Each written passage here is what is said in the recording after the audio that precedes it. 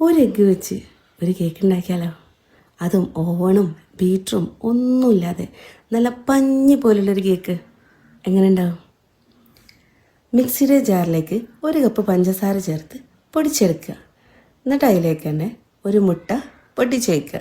പിന്നെ അര കപ്പ് തണുപ്പില്ലാത്ത പാലും അര കപ്പ് സൺഫ്ലവർ ഓയിലും 1 ടീസ്പൂൺ ബേക്കിംഗ് പൗഡറും 1/2 ടീസ്പൂൺ വിനെഗറും ഒരു പിഞ്ചുപ്പും ഫ്ലേവറിനായിട്ട് ഞാനിവിടെ പൈനാപ്പിൾ എസൻസാണ് ചേർത്ത് അതൊരു 1/2 ടീസ്പൂണും പിന്നെ 2 ഡ്രോപ്പ് യെല്ലോ ഫുഡ് കളർ ചേർത്തിട്ടുണ്ട് കേട്ടോ.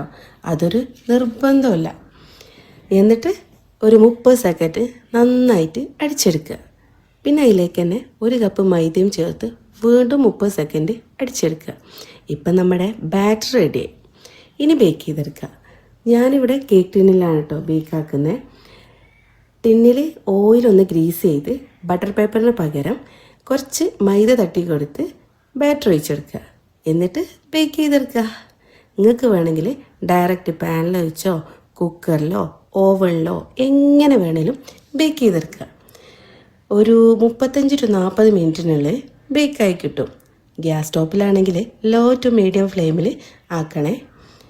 പിന്നെ ഫ്ലേവറിനായിട്ട് നിങ്ങൾക്ക് എന്ത് എസൻസ് വേണമെങ്കിലും യൂസ് ആക്കാം കേട്ടോ. ഇനി എസൻസ് ഇല്ലയെന്നുണ്ടെങ്കിൽ ഏലക്കാപ്പൊടിയും ചേർക്കാം. പിന്നെന്താ, ചൂടാറിയതിന് ശേഷം കട്ട് ചെയ്ത് കഴിക്കുക. ഇത്രയേ ഉള്ളൂ. നല്ല ടേസ്റ്റ് ഉണ്ട് കേട്ടോ. ഒന്ന് ട്രൈ ആക്കി നോക്കി. നിങ്ങൾക്ക് എന്തായാലും ഇഷ്ടമാവും. പിന്നെ ഉണ്ടാക്കാൻ നല്ല ഈസി ആയതുകൊണ്ട് തന്നെ നമുക്ക് എപ്പോൾ വേണമെങ്കിലും ഉണ്ടാക്കിയെടുക്കുക. പിന്നെന്താ, പിന്നെ കാണാം. അത്രയേ ഉള്ളൂ.